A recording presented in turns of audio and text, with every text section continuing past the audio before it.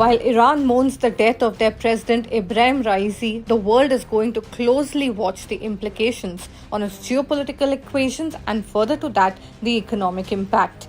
Let's try to understand why.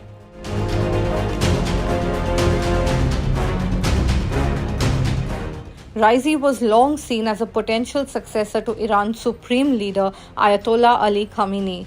He was killed in a helicopter crash in the mountainous terrain near the Azerbaijan border. His death triggers further political and geopolitical uncertainty in the Middle East, which is already marred by massive conflict right now. After this news, crude oil prices rose and gold also hit an all-time high. Since it's viewed as a safe haven asset, people tend to accumulate it during tumultuous times. The Middle East is a major oil-producing region, and Iran produces the third largest amount of oil in OPEC nations. Though Iranian oil policy should remain unaffected, at least for now, since the supreme leader holds ultimate power on all state matters and he calls the shots.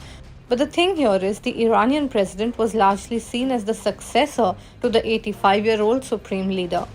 While Iran's political structure is complicated and it's opaque, there are now no top contenders for this position besides possibly Khamenei's son. But that has its own complications. One being that his public popularity hasn't been tested at all yet, and Iran has a fraught legacy with the concept of inherited rule. Now Iran has appointed the first vice president, Mohammad Mokber, as the interim president. As per rules, he now heads a 3-person council responsible for organizing a new presidential election within 50 days.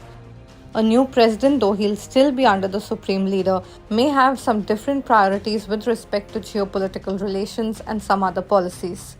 So the period of uncertainty has just begun for Iran, because while the supreme leader has assured no disruption in how the country is run, the path ahead, at least for onlookers right now, reflects uncertainty in the longer run.